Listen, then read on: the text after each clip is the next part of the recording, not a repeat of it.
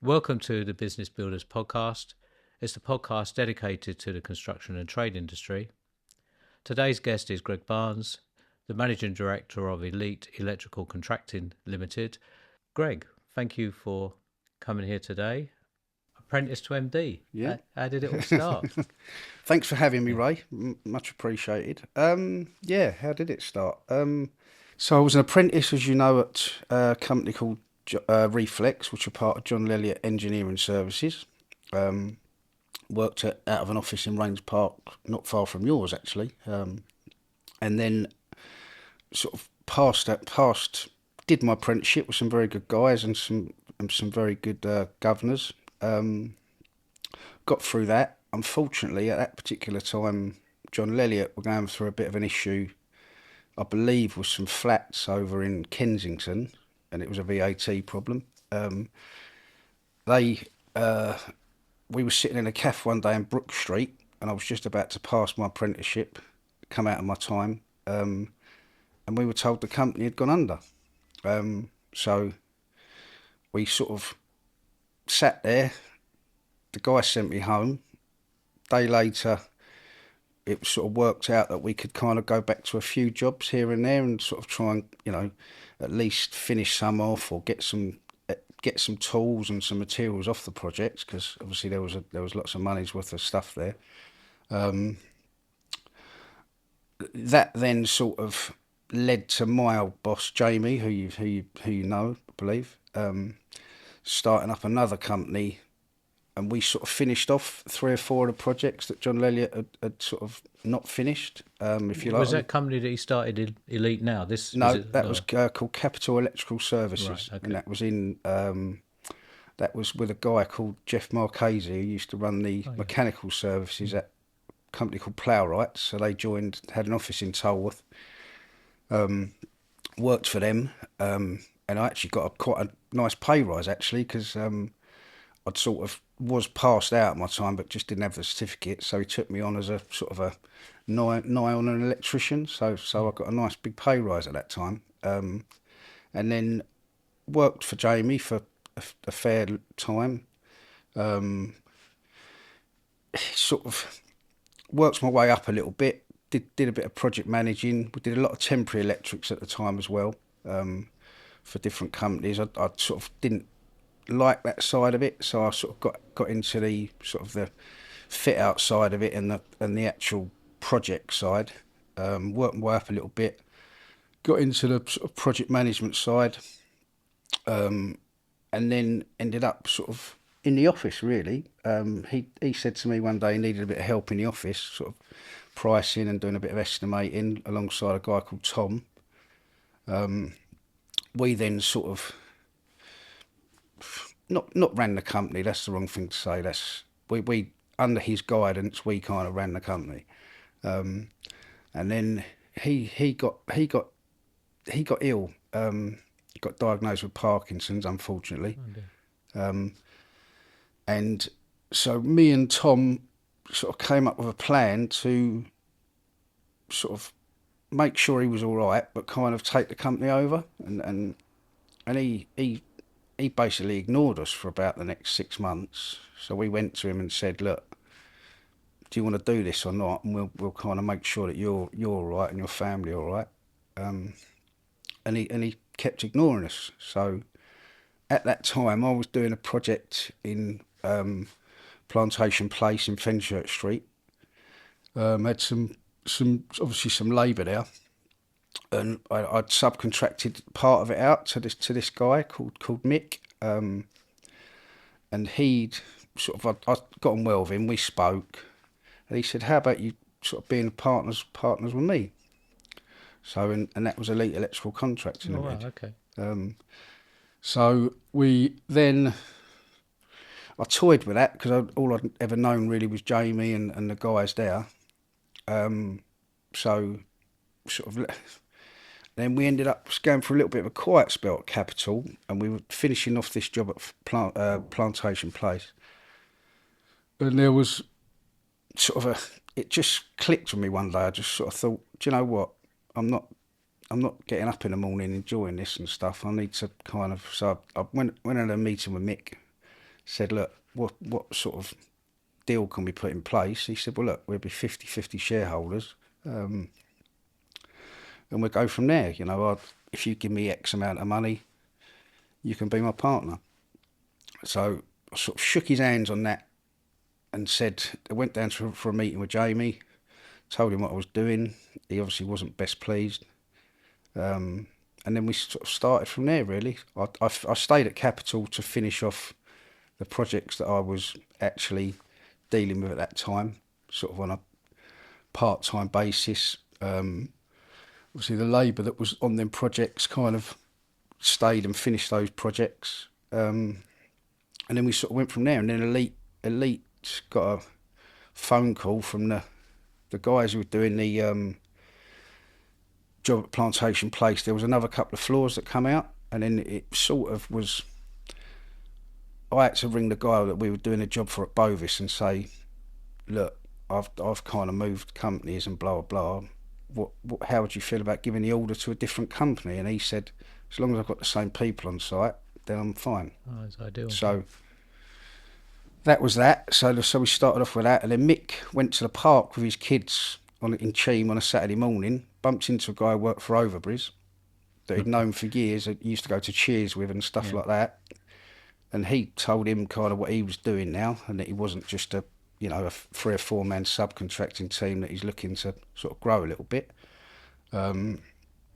He said, well, let's arrange a meeting. So we went and met up in Liverpool Street, in the All Bar One, round the back of Liverpool Street Station. Had a chat. He said he had a couple of projects to look at in, it's a long time ago now, Watford and Teddington. And they were DWP projects, Department of Work and Pensions.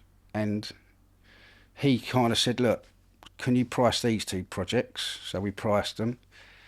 Obviously, he came back with, can you do these jobs for this money? We said probably, yeah, we probably could, but we'd just taken on a fairly substantial project at Fenchurch Street.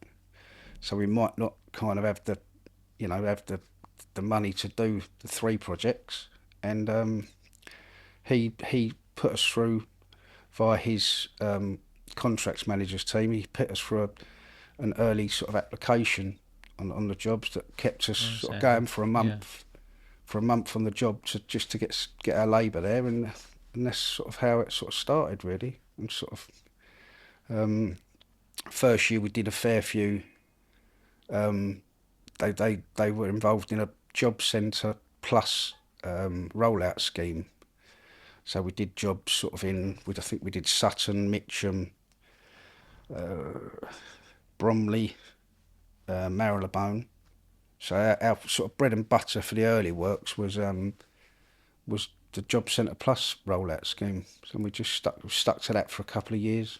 Has it always been commercial? Did you ever do resi or ever consider we did. We never really considered. A good friend of mine was working for a company that did a fair bit of residential, and we always spoke about doing some work together and stuff like that. But my big thing on the residential side is that the projects always take too long, and you're there kind of for over a year sometimes on some of these jobs, and it's sort of, so we've dipped our toe in a little bit of residential, but not really. We did some student accommodation a couple of years ago. We've done a high-end residential house in Kensington many years ago. But we've always really been involved in the fit-out market, the commercial fit-out market. If anybody's watching this or listening to this and they're kind of maybe doing a little bit of resi, whatever, they're thinking of going into commercial, what advice would you give somebody that, because there are certain requirements in the commercial side? I mean, it's very different types of work, and when sometimes we get apprentices who have done well at college for a couple of years in another company, and we're quite heavily involved with Nescott College on the training side, and we'd sort of probably got about 15, 16 apprentices in various years at the moment, and a couple just passing out, a few have just started. But if they go to college for a couple of years at Nescott and the company they're working for, doesn't survive, or sort of they feel like they need a change, and they get sort of pushed towards us. The work is very different, Ray. The work is In what completely way? different. Just the materials you're using, to what you're wiring it in, even, and it's just a different way of actually working. I mean, a lot more of the houses now have a lot more sort of, AV systems in them and lighting control systems, which is kind of what a lot of the commercial stuff is, but it's still a very different sort of. I think there are two types of electricians. There are people who work on sort of like the residential side, and it's like a choice you make quite early on in your apprenticeship side of things. But I think most people, I would say I know, have over the years do prefer the commercial project side of things, because it's a lot cleaner. Most of the jobs finish on time and when they should be, because the client's got to move into that building because their lease is running out somewhere else, or they're kind of tied into a specific date. And sometimes it's all hands to the pump at the end to get it done, but 9 times out of 10 they get done and sort of over the line, and it's sort of and the jobs take a lot less time than sort of. From the business perspective, obviously, the nature of work, obviously, as explained, is slightly different. But in terms from a business perspective, do you need different accreditations? Do you need different certifications, or do you have to be members of certain bodies that are different to the residential? Yeah, I mean the testing practices on residential is different to the commercial side. There's a Part P element, which is like the sort of almost a domestic test certification, and we're just straight NIC certificated. You have to have a lot more accreditations working for the the main contractors, like your CHAS stuff, your ISO stuff, and that kind of thing. Just to. That's more on the health and safety side, and it is, yeah, but it also shows that you've got due processes going on for quality control and stuff like that. So there's more. You've got to keep a lot more on the ball with your processes and your document control, your project reporting, stuff like that, and in terms of because some of these big guys, that's what goes together for them. That's how they do their projects. So you've got to sort of, and it gets you into good practices and good. It's very good for getting people, because every job's obviously different, but if the processes are always the same, then it's kind of it becomes a little bit easier, if you like. So and it's a good way of you teaching your guys how to manage processes. Yeah, process and systems effectively the difference that separates Absolutely, small and big companies. Yeah, it could be a different floor, a different room, a different size floor, different building, different. But it's really the processes are all the same. In terms of, like, you obviously you've come in, you've got Elite going now.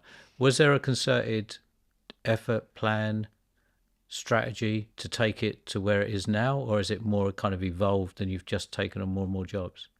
It's just there's never really a plan to sort of, I'm not one for setting turnover, milestones or whatever, but it does just kind of evolve a little bit, and sort of where we've been very lucky over the years is we've done a lot of promoting from within, so everyone kind of buys into the whole ethos of the business, rather than it sort of being, we've got another job, we need some more bodies, and it's kind of, it's just worked like that, Ray. Really, it's a bit like a football dressing room in a way, where you sort of you need another right back that season, so you bring him through. You bring him through, and you sort of nurture them a bit, and our a lot of our training over the years has been revolved around promoting people from within, not only just apprentices and bringing them to be electricians, but also bringing them to go further past that and say that there's a career available here if you want one. Yeah, so, in construction, I think cash flow in construction in particular is one of the biggest probably causes of failure within the industry. In terms of your business, have you taken external loans? Have you kind of managed to, how have you managed to control the cash? How do you manage to control? So we were very frugal for many years. Myself and my partner Mick retired about 4 years ago now. So we was always conscious of he was always probably going to go first because he was 5 or 6 years older than me. So we was always very conscious about keeping the retained money in the company, if you like. Yeah. So we've been sort of fortunate with that. And I've just kind of kept that because that's what I'm used to. I've just sort of kept that going as after he's left, kind of thing. So we did take a COVID loan out when the dreaded COVID Was that lurgy the came furlough along. one? Oh, the No, bounce back. no, Yeah. the bounce back thing, which I found incredible because we had a meeting so that the COVID thing was just bizarre. But so we obviously Boris did his speech on a Monday night, I think it was, about 8 o'clock. So he finished about 9. So me and Mick said, "Oh, we'll call each other after the speech is finished, and then we'll know what we're doing." So he rang me, he said, "What did you think about that with the construction?" I said, "I don't really think he even mentioned construction, did he?" I said, "I said it was a bizarre one." So I said, "Look, let's get all the senior guys in the office in the morning," which they were kind of geared up to do anyway. I said, and then we'll sort of work it out from there. So we worked out what we did an initial. We knew we'd have to review our health and safety stuff, so we sort of did all that day one. Then we did. Then we sort of said, right, let's get a list together of guys who we've got out there who actually do want to come to work, because you know you never know, some might have people at home that they don't want to take the lurgy home to and stuff like that, and you sort of had to think about all this stuff. So we got a list of about 20 odd out of 80 initially, to sort of say, right, let's, and then we had to get onto all the supply chain people, fire alarm people, security people, data people, cable pulling gangs, stuff like that, testing people, just to sort of say, right, how many of your guys are sort of, and at this time we haven't heard a thing from any of our clients about what's going on with their projects. So we're sitting there on a Wednesday with our health and safety stuff rewritten. We're sitting there with a list of 20 odd guys who want to come back to work and are happy to come to work, because it appeared at the time that if you went out your front door that you'd keel over and, you know, just Yeah. So, Back then. so yeah, exactly. So we did all of that, and then I got a phone call from a guy called Charlie at Overbridge, who was, we were doing one of their contracts managers at the time. He's now the MD of this division we do some work for.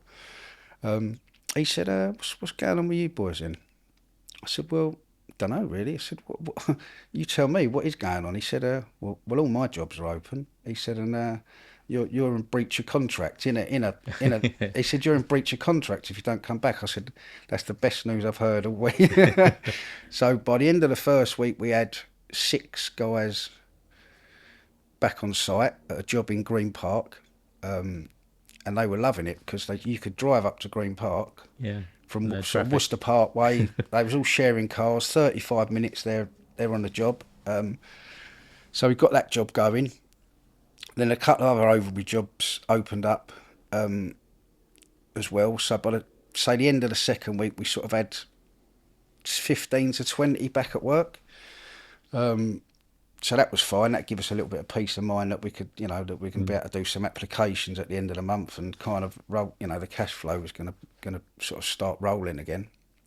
And then I think what that did, that people were ringing around, so that embarrassed another few of our guys back to work, if you like.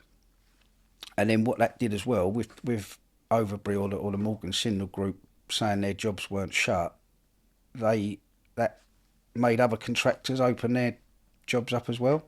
So I'd say within a month we were back to sort of half a workforce, and then it gradually just increased over that summer. And I reckon by the end of the summer holidays, we weren't far off actually having a full workforce back on site, Wow. which was and for your question from earlier was, so Mick found this, you could get this loan for COVID loan, blah blah blah. He said, "What do you think we should do?" I said, "Well, what's the payment terms and what's this?" He said, "Well, you can get it now and you don't have to start paying it back till about 6 months' time or something." So I said, "Well, we might as well get it then, haven't we? So we might as well see what we can get and then just put it to one side and then see if we have to use it or not." So he did the paperwork, made a couple of calls, and I think within 3 days, £250,000 was put into our bank account with no checks or balances or Low anything. interest. Yeah. No, unbelievable. So we kind of kept that to one side, and then when it came back to the day that we were going to have to start paying it back, we just paid the full lot back, because by then we'd sort of got back onto Yeah, it was the like a safety net. cycle. Yeah. Yeah. So In terms of cash flow, do you have like a 13-day process or a 13-week process, or is it, because so many companies can be in your position where they are cash rich, if you like, but then a job can catch them out, they roll on to another one, then they start to have problems. How have you managed that? so I've got obviously a financial director, Alan, who does a brilliant job. He looks after all the outgoing payments, if you like, at the end of each month, and then we reconcile that against invoices and applications that have gone out, and we kind of just sort of work that out from there. And then we do a thing called a CVR, cost value reconciliation document, where I then send that to the contracts management teams and say, "Look, you're behind just give blah blah a nudge on this job because he's kind of one payment behind," or have you settled the final account on this job yet, because we could do with that money in and stuff. So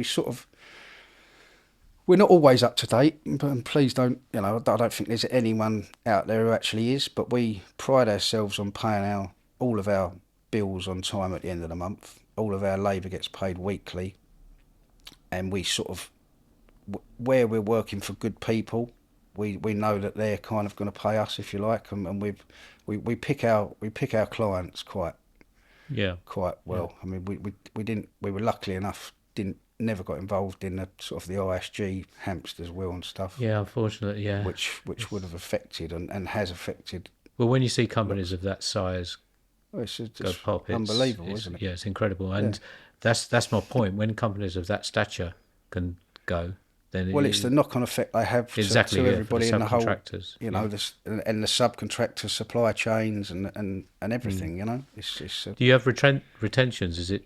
We do 2.5%. 2.5%, yeah, of which we're quite good at chasing them up. And in fairness, the people that hold retention on us are pretty good at sort of paying it. It's not like a big retracted process. I remember a friend of mine, he had quite a big mechanical company over at Canary Wharf, and some of his projects were sort of, big numbers, and if he was trying to get hundreds of thousands of pounds out of on retentions at a year or so later, and potentially, it might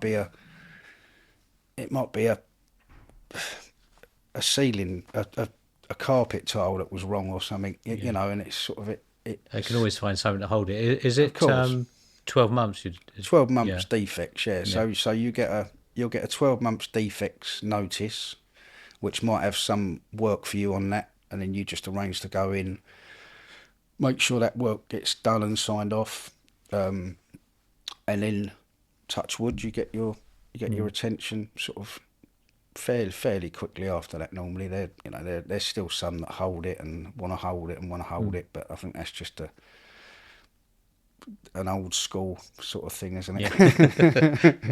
Yeah. But there's been a few guests on here that have had similar situations, been doing very well, and then unfortunately they ended up having issues with cash flow, which have knock-on effects, was affecting their personal life and mental health issues. Have you ever had situations where things weren't going well and you've had to take, say, 2 steps back? Yeah, of course you have. I mean, you have some you have some horrendous weeks really and months. It's sort of, as we have in the past, we've had some terrible projects over the years, and just in terms of financially, which does have an impact on you when you get home. Um, and how you treat the kids when you get home, and how you sort of speak to the missus and stuff like that. It's definitely does, and at times when you're sort of doing it, I was very lucky to have a very good partner, because we could always talk about stuff and kind of, and I think that was very important to me. And I probably didn't realise how much I would kind of miss that now that he's gone, if you like. Yeah, and then, because if you do elevate people within your company to sort of, sit on the board with you, or sort of make decisions with you, they always kind of see you as their boss a little bit, rather than an equal. Than sort of someone who you want to kind of be. But I guess that's just human nature. And You don't have any contact with him at all now? Who, Mick? Yeah. Yeah. All right. So yeah. you still don't very have those... very. Yeah, I was with him Saturday night. He'll be at my wedding on Sunday. Oh, so congratulations. So yeah, I mean, I do miss having a partner. Because it's not on an equal standing now, but it's kind of, at certain times you feel a little bit isolated, and sort of, like it's sort of not all on you, because they do a brilliant job of what they do, and they've risen to every challenge that I've given them. But it's just that sort of level of closeness and understanding of that this is kind of both yours, and you've got to do what's best for the business. That's that sort of. You've come through that now.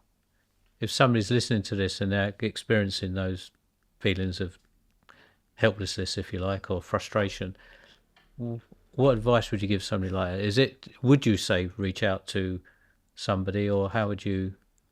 Well, I've been fortunate that obviously, going back to my earlier point, where we've promoted a lot from within, so a lot of the guys fully understand the business, and how we want to approach things, and how things should be approached. So I think the best advice I can probably give there is surround yourself with the best people possible.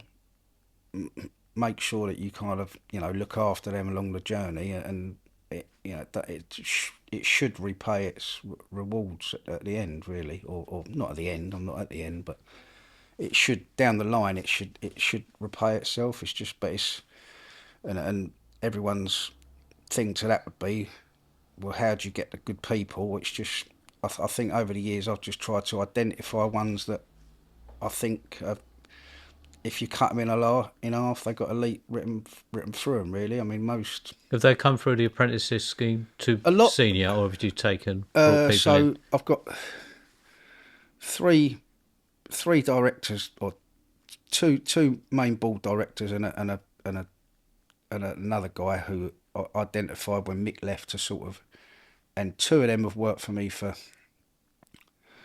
over 17 years, and one of them's worked for Elite for over 10 years. So it's kind of just, I think one of our unique selling points is our long retention of staff, and how you kind of, they've grown with the business. So we've had probably, out of our project management staff at the moment, it's probably 20 odd, 24, 25 of varying sort of levels. I think up until when I did I think nearly half of them, I think it was 10, have come through like even the apprenticeship system.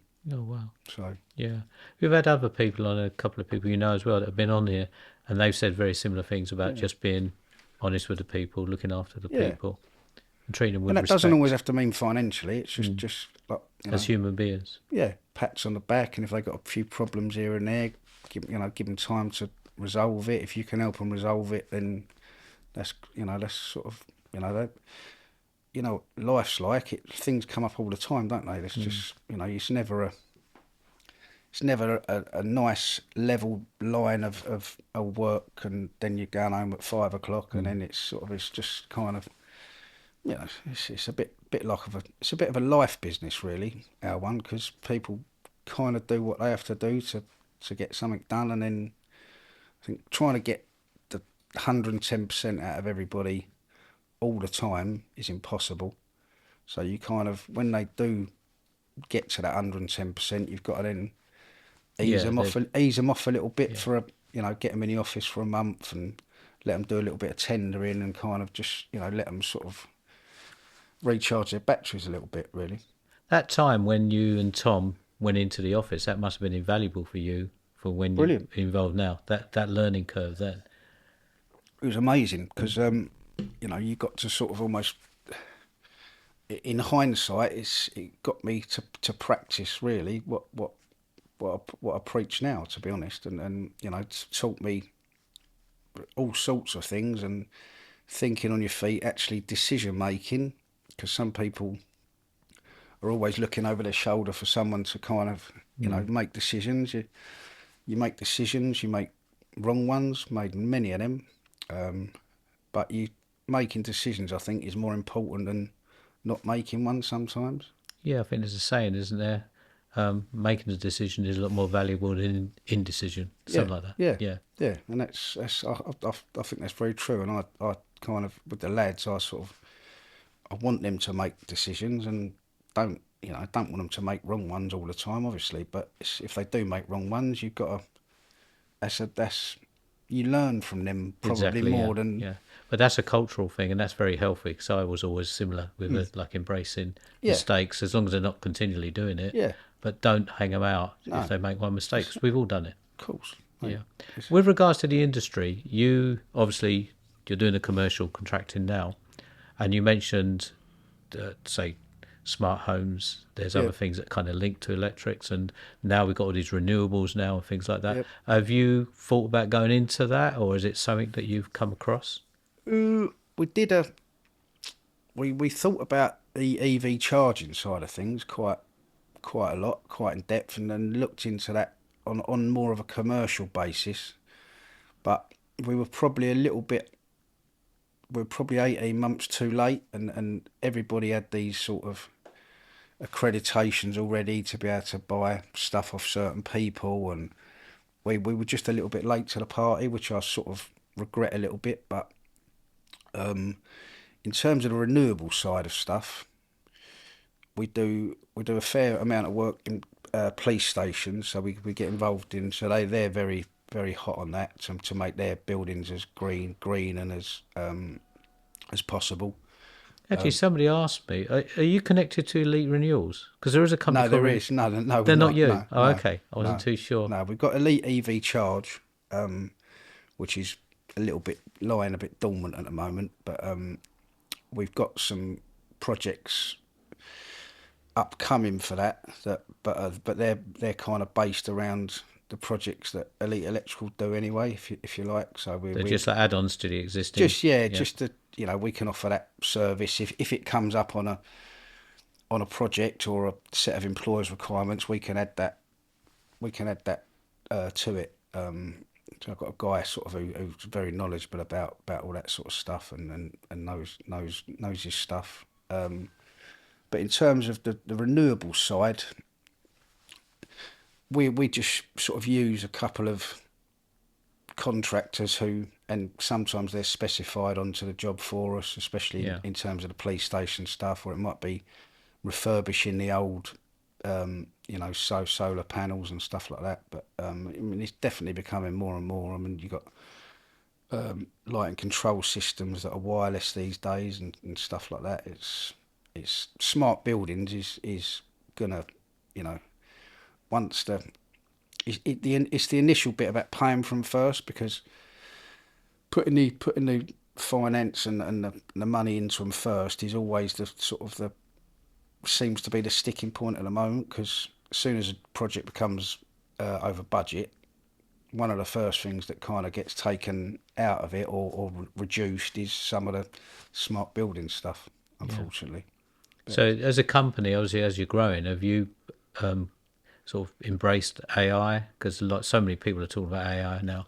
There's so many variations of it, and it's constantly evolving. yeah, I I mean, didn't know if there's anything that could actually help you guys.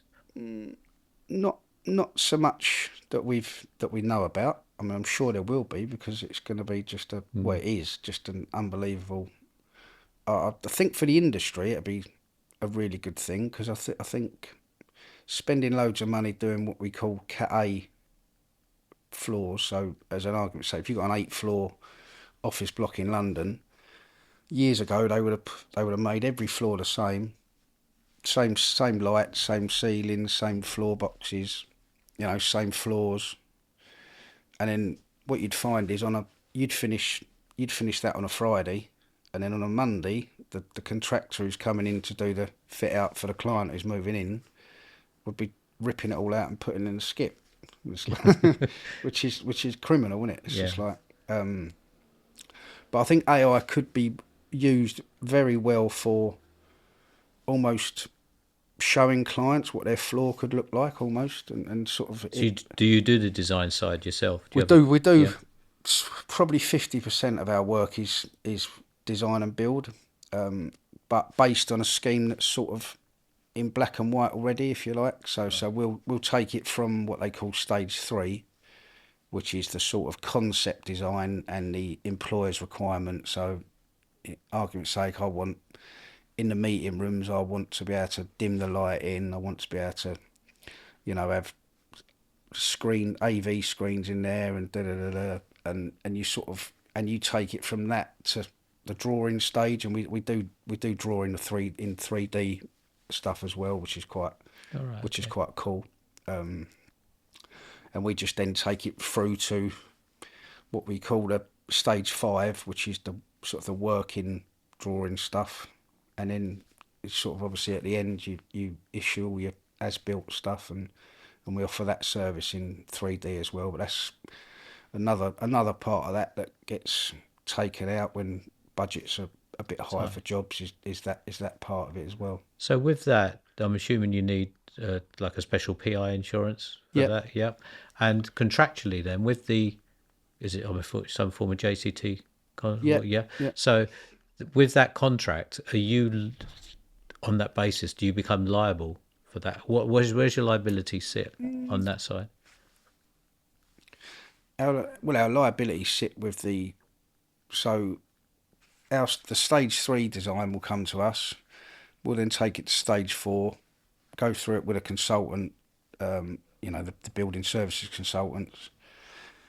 We'll then take it to stage 5 after their comments have been taken into account, and then we'll issue what's called technical submittals and cable calculations and stuff like that, and they kind of get signed off by them.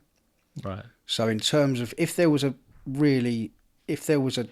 defect that was a 12-month defect, obviously that's picked up by us, and that's our liability. In terms of a latent defect, then that would still probably be our liability, but there's a certain part of it that should be shared with the design team as well, because they've kind of signed off what we've issued. If it's all installed properly and stuff like that. Like years ago, we had a UPS system that we installed into a bank's trading floor in Marble Arch. That it what had been specified to us had been installed. That had been installed correctly, but the whole design didn't work. So that ended up being a bit of a we paid some, the UPS manufacturer paid some, and the client paid some.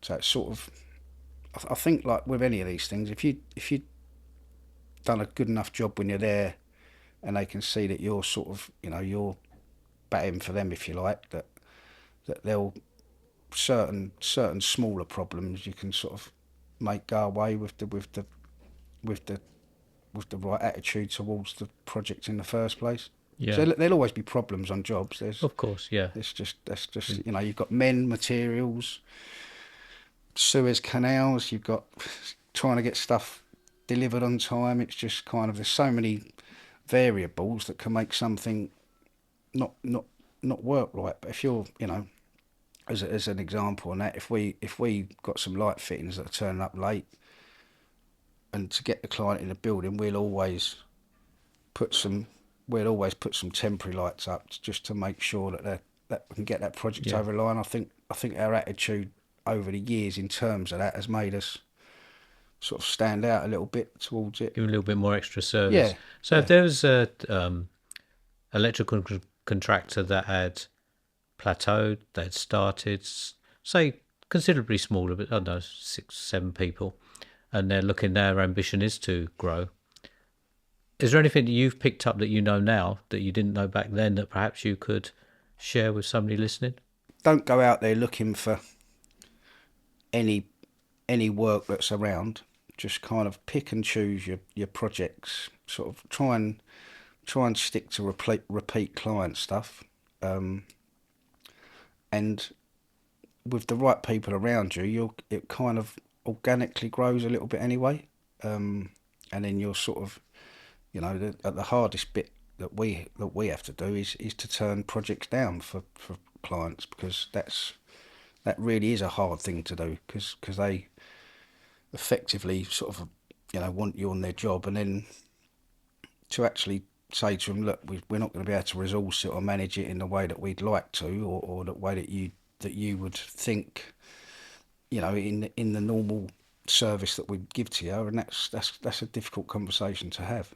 I think that's very important, though. Mm. Too many people have that carrot dangled and they get drawn in, as we touched upon earlier. So is that really, when you're looking at that, is it, you mentioned resources, is that not only labour, but also you look at your financials and say, well, actually, we just don't have enough to go there at the More moment. these days, more the management side, but years gone by, it would definitely have been a resource, a financial thing as well. A bit like I said to you when we first started, I sort of said to Mick at the time, I said, look, if we're paying these guys to be there, these guys to be there, this needs ordering, that needs ordering, that invoice is going to come in 4, 5, 6 weeks time. We need to be sort of, and that's when we got a bit of help on that, and luckily enough managed to pay our labour bills for the first couple of months, and then you sort of, I always describe it as the hamster's wheel. Then you're sort of on the hamster's wheel of, your application from last month's get paid the next month, so then that kind of just, and you sort of, Yeah. you manage it from there really.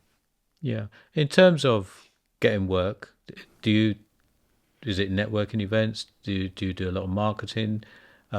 Is it a matter of going out and meeting the guys, playing golf with them? How do you get the work in? I know now the reputation is established. Yeah. You're probably on most approved list. But to get to somebody who's listening who wants to try and generate those inquiries, what would you say? Well, a bit of golf never hurts. What are you playing off now? 11. Oh, 11. Bit of golf never hurts. Bit of, bit of having a beer with people, lunch is just getting a bit of a personal sort of relationship with them, if you like, and kind of, we've done a lot of, taking people to football and rugby and stuff over the years. Not that should get you a job, but it just all more of a thank you. It's, I yeah, it's yeah. more of a thank you for the last Yeah. job, and kind of just creates a bit of a a friendship there, if you like, and a bit of something to have in common. But whilst having to still perform at your very highest level, don't ever think that's just because you've taken a bloke to Chelsea, watch him in the cup final, that's going to make your next job easier. You're only as good as your last job that you Yeah. do. So obviously there's a lot of hell of an emphasis on cash flow, getting the right people, Yeah, get some systems and processes in place. absolutely. If you the if you were given a 20-year-old Gregg some advice, what would you give him? I'll give him. Oh, well, obviously, when me and Mix kind of started out in our room in Sutton Kimpton Trading Estate, we were doing, we were the estimators. We were two electricians who had come off the tools pretty much, and then we ended up being the estimators, the guys who did the O&M manuals, the guys who went out sort of trying to do a bit of entertaining. We were effectively contracts managers as well, because we used to have to make sure that the jobs were running well, and we were going there closing it out. Just put your heart and soul into it for as long as you can, as long as you've got the energy. Um, work out who your people are around you that you can, love and trust, and you know, just putting everything into it at first is the most important bit, because then people see that people will come back to you. Then people will pick the phone up and go, well, you know, he's got us over the line there, or he's tried his absolute hardest there to do that. He got us 10 blokes there at the weekend that he didn't, that we didn't know he had, and he's just sort of just do anything you can to make it. It's hard work. Yeah. It's hard work. Was there any time when did you or Mick go out on courses yourself, or did you just evolve into all No, of those roles? You no, just learned on the job. we didn't honestly didn't have time at the beginning, because it's sort of like, and then 5 years have gone by, and you sort of, and then I remember walking down Holborn, near the station, still doing all the stuff we were doing. We'd got a lady, and my mum had come into the office to do the payroll stuff and the the end of month ledgers and stuff like that. So she was like a bookkeeper for us. We'd got a lady in the office to look after all of the certification and the O&M manual side of stuff. We were still doing the estimating at the time, and sort of our managers had kind of come on a bit in levels, so we were comfortable that they were sort of could do the project reporting side of things, that were reissue programs and do commissioning programs and stuff like that. And then we got an estimator in, and then I was walking down Holborn by the station there. We just finished the job round in Austin Friars, and I said to sort of our best project manager at the time, I said to him, I could really do with a bit of help. And he said, well, I'll help you. He said, what do you want me to do? I went, I don't know yet. I said, but we'll work it out. I said, as long as you're up for it. I said, that's great. I said, you're probably going to end up running 2 or 3 projects with, guys underneath you on them projects, and bringing younger guys through on them projects to teach them to do it how you do it and stuff. He went, he said, I'll be well up for that. And then we sort of did that, and then Mick saw that was working, so he did it with one of his guys, and then it was working. Then I had a job. Then I had some work over at the BBC, which I did for many years, and I got a guy in there actually, and sort of based him down on site in White City, and I would go and see him twice a week over there. So you just sort of work out ways of trying to make not your life easier. You sort of go, like, what I'm actually being a bit of a busy fool here, so I need to sort of, that's what I was going to say. So you're getting to the point where I need to restructure this so that so not everyone's reporting to me. So I need, do you see what I mean? It's sort of, obviously I still have my own. But it was only when you was kind of overloaded that you felt that way. Well, maybe not. Yeah, I suppose being overloaded. I must have been, because I probably wouldn't have said it. So, and and then that gave me time to do a bit of tendering properly, and sort of work out what projects we wanted to get next and stuff like that, and sort of that gives you a bit of time to step back and take a bit of a breath. Yeah. And then sort of, so we've got, at the moment I've got two directors, one pre-construction director and one construction and health and safety director. A senior guy who I tasked him with making sure that 2 clients that we had at the time just came to him to do the work with Elite, and he's done that, and he's done that very well. And then we've got a team of 4 contracts managers who work below our construction director, sort of with a team of and they probably run 4 or 5 projects each at a time, of varying sizes. Could be repeat stuff from one client, or they'll we'll win a job and they'll go with a new client, and they kind of nurture up the the younger guys as they're sort of coming along, sort of try and make their sort of succession plans or their lives a bit easier. Really, that's how we try and sort of that's how we're trying to So run it at the they're moment. all PAYE. Yes, Are all the guys on site PAYE or? not all of them. We've got some. So during COVID, a lot of the. So what happened during COVID? I had my eye on sort of 3 or 4 guys who could have become managers, and or that I'd like to have had a go at managing.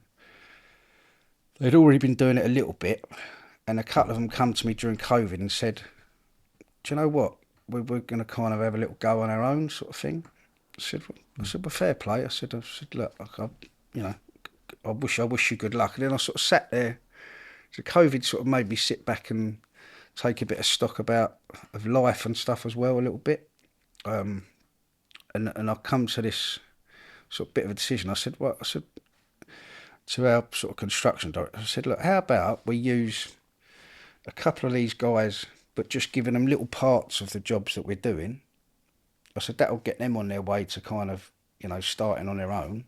I said, and then we can use our own guys for doing the fiddly bits and the bits and pieces, and always have people there that we can do something as soon as somebody asks us, but get the main bulk of the work done by these guys who know us. They know our standards, they know our company, and we've kind of rolled that out a little bit over the last sort of 3 years, I suppose, and that's gone very well. And they're kind of, so we use what we call our sort of business partners, which are basically sort of subcontractor gangs, and we supply all the materials, and they just supply the labour to do a certain part of That's like each an job. approved list for you then, Yeah, internal approved yeah, list. yeah.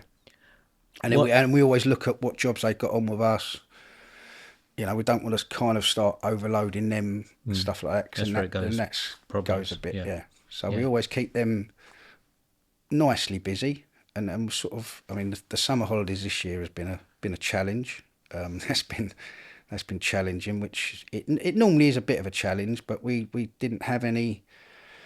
We normally have a spare manager or two that we can kind of just, and if they finish a job in June, July time, we just say, "Look, we're going to keep you back, come in the office, do a bit of tendering, but we're going to kind of almost make your holiday cover, if you like, for certain What bits." what But was the reason? What's so special about this summer? I just think it's been particularly busy. Volume of work we've got on, um, we've got quite a few project sizes of projects on at the minute, where it wasn't always easy just to put someone in there to look after it for a couple of weeks. It was just sort of it probably seemed a little bit, wasn't worth that, because they'd completely probably lose themselves in terms of, they'd probably need a month there to actually work out what they're doing there. So it just seemed a little bit not the Is right there a thing. size of project that you go up to or you won't take below? Is there sort of Not range? really. But our biggest project to date was a £10 million sort of 2 year project, which was like a big infrastructure project of an occupied building. We've currently got about an £8 million job on in the city for a big solicitor's practice. But we just did a job that was sort of £9,000 I for a see. for a for a repeat client. Yeah. So we're sort of, and you put when in terms of managing those projects or doing those projects, you fit the right shape in the right box, if you know what I Yeah. mean. Yeah. So, but yeah, this is, How do you do that? So, kind of going back on the pricing, but when you're pricing, you're bringing all these apprentices through. You're not going to. You have to swallow that within your own profit yeah, because you yeah, can't price them in, can you? You're not going to not really, win the jobs. but you just get a bit of a gut feel for sort of, whether it's obviously we price lots of jobs that we don't win, and we hear what some of the prices those jobs get done for, and it's, Yeah, but you it's don't a, want to chase it. That's where no, the no, no, problems no, lie. Yeah. absolutely, yeah, and it is suicidal, some of it. I mean, in our opinion, some people must be able to do the jobs for that money, but I'm not sure how they kind of set their stalls out to do that sort of job. I don't, you know, some of them I'd struggle to see how they could even pay for having a full-time manager on the job and stuff like that, which is not really how we No. like to work. Yeah. So we sort of set our stall out a little bit that this is how we're going to deliver a job, and not if you can't afford us, we won't do it, but sort of it's a little bit like that. Whereas certain clients will sort of will bend over a bit. Certain ones we kind of won't. With regards to the future, what does the future look like for Elite? Have you got plans for the future, or are you going to retire? What's No, what's not the yet. plans for you? They might get me out. No, I mean I still enjoy it, mate. So that's sort Yeah. of I still enjoy it. And I think that's the main thing. I get out of bed every morning, you know, and enjoy getting out of bed every morning. I like the problem solving side of things, and I love seeing the guys who have done well for me. I love seeing them do well. Yeah. That's it. So, you know, I'll be hanging on in there for a few years yet. I've got a wedding to pay for, Rose. Yeah, you'll be working to your 80, yeah. Yeah. So, I'll tell you, just to close then, I know we've kind of touched on things, you're going backwards and forwards, but to try and summarise it, if there's somebody who is at a certain stage, whatever stage they may be, whether it's, say, an apprentice who's looking to make a career for it, whether it's a company that's established but perhaps hasn't got to the levels they want, you've been there, you've got the T-shirt. From the lessons you've learned, what advice would you give anybody that's listening? And that, to be fair, that can extend to being a small business owner. It yeah, doesn't have to be electrical company. yeah. I mean, I think I'll go back to what I said earlier. Really, a little bit. You just got to put your heart and soul into it for the first bit. Get the people you've got working with you believing in you. Look after them, whether that be a pat on the back or taking them down the cafe for a bit of breakfast or you know, a bonus at Christmas. It's just sort of about being a bit personable with people, and your clients are always right. You know. So go that little bit further. Yeah, like you mentioned. just go the extra mile for them, and they will give you their next job, or they will see how much you've tried to get them out of a problem or work something out for them. They will come back to you. And you also, I think, a very important thing you mentioned at one point was don't just take every single project. No. Don't be afraid. Have the confidence that another one will come, but Yeah. that when the time is right. Yeah, and you've got to be sort of true to yourself in that way, because we can all sit there thinking we can, you know, we're invincible and we can do everything that everyone throws at us, but go with your gut feel a little bit on that. When you know, if you know, you know, and if 9 times out of 10 your gut feel is right. On that note, your gut feeling was right to get married. So we'll wrap it up there. But Thank honestly, you. Greg, it's been lovely talking to you. It's lovely to see you again, and I thank wish you every success, Thank you. professionally having and me in. personally. Thank you very much. Thanks for Cheers. having me in, mate. Cheers. Appreciate it.